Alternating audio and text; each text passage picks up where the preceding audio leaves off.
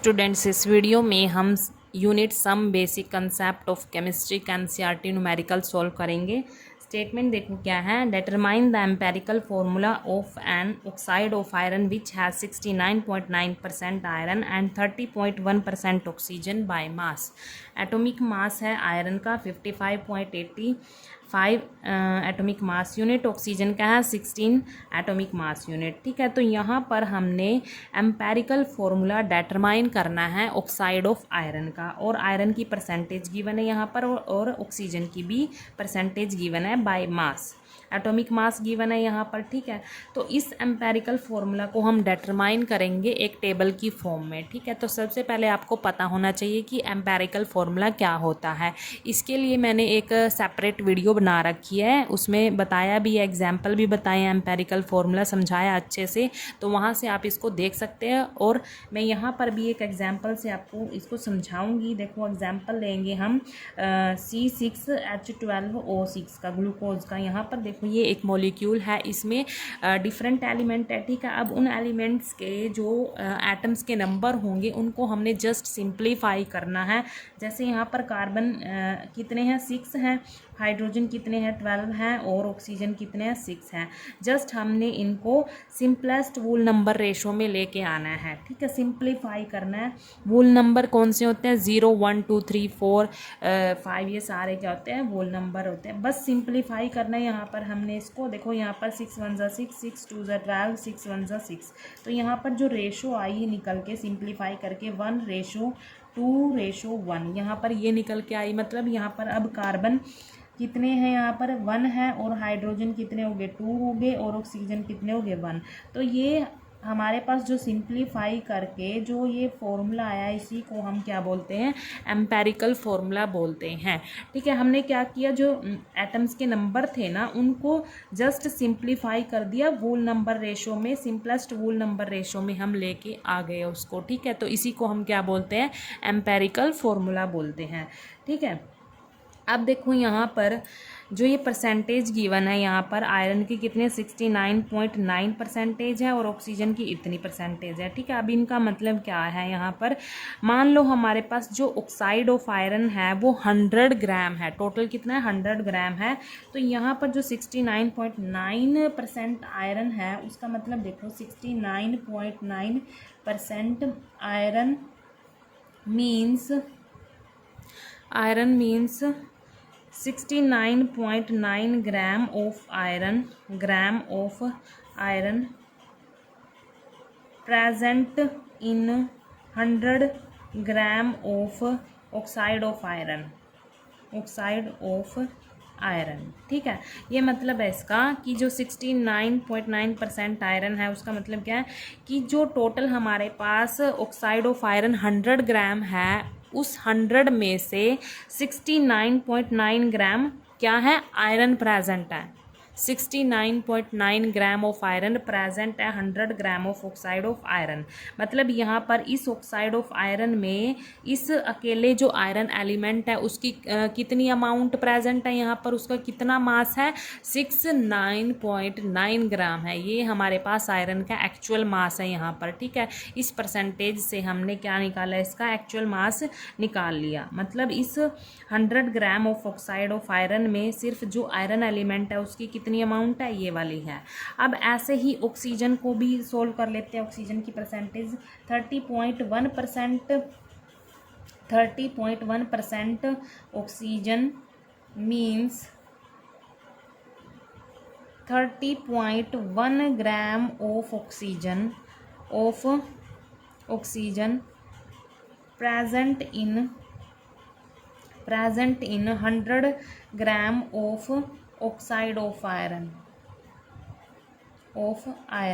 अब यहाँ पर ऑक्सीजन की कितनी अमाउंट है इस ऑक्साइड ऑफ आयरन में, 30.1 ग्राम अमाउंट है ऑक्सीजन की इस टोटल ऑक्साइड ऑफ आयरन में। ठीक है, टोटल 100 ग्राम में से 30.1 ग्राम ऑक्सीजन है उसमें। ठीक है, अकेला ऑक्सीजन है, ये इसका एक्चुअल मास है ऑक्सीजन का 30.1 ग्राम। ठीक है, अब यहाँ पर लिख लेते हैं हम, देखो यहाँ पर जो परसेंटेज बाय मास है, ये तो हमने एलिमेंट का कॉलम बनाया है सिंबल का, ये परसेंटेज बाय मास का, इसको हम आगे फर्दर सॉल्व करते रहेंगे। ठीक है, मैं बताती रहूँगी कौन सा कॉलम है।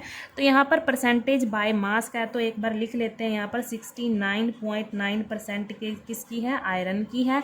अब इस परसेंटेज को हमने सॉल्व किया क्योंकि यहाँ पर बाय मास गिवन था, इसको हमने सॉल्व किया तो इसका एक्चुअल मास निकाल लिया आयरन का, सॉल्व करके कितना आया 69.99 ग्राम आ गया, 69.9 ग्राम आ गया। मतलब टोटल जो 100 ग्राम ऑक्साइड ऑफ आयरन है, उस 100 में से आयरन एलिमेंट, अकेला जो आयरन एलिमेंट है वो इतना प्रेजेंट है। ऐसे ही ऑक्सीजन की परसेंटेज कितनी थी, यहाँ पर 30.1% थी, इसको भी हमने किस में कैलकुलेट कर लिया, ग्राम में कन्वर्ट कैलकुलेट कर लिया इसको हमने, मतलब जो ऑक्सीजन का एक्चुअल मास है वो निकाल लिया।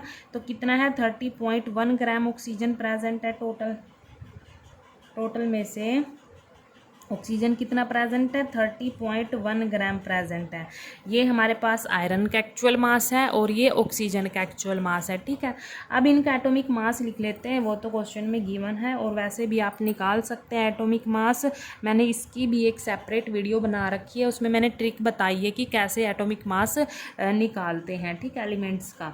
तो यहाँ पर कितना है आयरन का 55.85 है यहाँ पर एटॉमिक मास यूनिट, ऑक्सीजन का कितना है 16 है।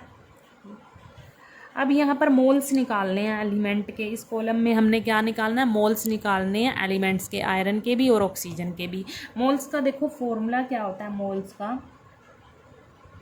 मोल्स निकालने एलिमेंट के, तो इसके लिए फॉर्मूला है actual mass of element, actual mass of element divide में क्या आएगा, molar mass of element, molar mass of element. तो ये फॉर्मूला हम यूज़ करेंगे यहाँ पर और एलिमेंट्स का मोल्स निकाल लेंगे। तो देखो यहाँ पर जो आयरन का एक्चुअल मास है वो हमने अभी निकाला, कितना है 69.9 ग्राम है, उसको ऊपर रखेंगे 69.9 ग्राम है, डिवाइड में क्या रखेंगे, मोलर मास, क्या रखेंगे, मोलर मास। मोलर मास मतलब उसका एटॉमिक मास, ठीक है, मोलर मास का मतलब क्या है यहाँ पर, उसका एटॉमिक मास। तो एटॉमिक मास कितना है यहाँ पर 55.85। अब इसको हम सोल्व कर लेंगे। देखो क्या किया हमने, ऊपर क्या रखा, उसका एक्चुअल मास रखा मोल्स निकालने के लिए, और नीचे क्या है, उसका एटॉमिक मास है, ये वाला फॉर्मूला अप्लाई किया हमने। अब क्या करेंगे, इसको हम डिवाइड कर देंगे, तो डिवाइड करने पर कितना आएगा 1.25 आ जाएगा, इसको डिवाइड करने पर 1.25। ऐसे ही हम ऑक्सीजन का निकाल लेंगे, ऑक्सीजन का भी कैसे निकलेगा, ऊपर क्या रखेंगे हम, एक्चुअल मास रखेंगे। एक्चुअल मास कितना है उसका 30.1 ग्राम है, यहाँ पर लिख लेते 30.1, डिवाइड में क्या आएगा, उसका एटॉमिक मास आएगा, मतलब मोलर मास, यहाँ पर ये 16 है। ठीक है, अब इसको सोल्व करेंगे, तो सोल्व करके क्या आएगा यहाँ पर 1.88 आ जाएगा। कितना आएगा, इसके मोल्स कितना है 1.88। देखो आयरन के मोल्स कितना है 1.25, ऑक्सीजन के कितना है 1.88। ठीक है, अब क्या करेंगे, इनको सिंपलेस्ट मोलर रेशो में लेके आएंगे। मोलर रेशो मतलब इनको अब हम डिवाइड करेंगे। देखो इन दोनों टर्म को अब हम क्या करेंगे, डिवाइड करेंगे, और किससे डिवाइड करेंगे, इन्हीं दो टर्म में से जो भी सबसे छोटी टर्म होगी उसी से हम इन दोनों को डिवाइड कर देंगे। ठीक है, तो यहाँ पर पहले हम इसको डिवाइड करेंगे 1.25 को, किससे किया हमने, दोबारा सुनो, इन दोनों टर्म में से जो भी सबसे छोटी टर्म होगी उससे हम इन्हीं को डिवाइड कर देंगे। तो यहाँ पर डिवाइड किया, इसको डिवाइड करके, क्योंकि सेम है कैंसिल हो जाएंगे, तो 1 आएगा यहाँ पर डिवाइड करके। ठीक है, अब इसको डिवाइड करेंगे 1.88 को हम डिवाइड करेंगे इन्हीं दो टर्म में, जो सबसे छोटी टर्म है उसी से हम उसको डिवाइड करेंगे। कौन सी है छोटी, 1.25 है, 1.25। देखो दोनों को छोटी टर्म से ही डिवाइड कर रखा है, तो यहाँ पर डिवाइड करने पर क्या आएगा 1.5 आ जाएगा। कितना आएगा? 1.5। दोबारा सुनो, मैंने क्या किया, इन दोनों टर्म को मैंने डिवाइड किया। और किससे डिवाइड किया? इन दोनों टर्म में से जो सबसे छोटी टर्म है, ये वाली है छोटी टर्म, उसी से मैंने इन दोनों को डिवाइड कर दिया। ठीक है, तो हमारे पास ये मोलर रेशो आ गई।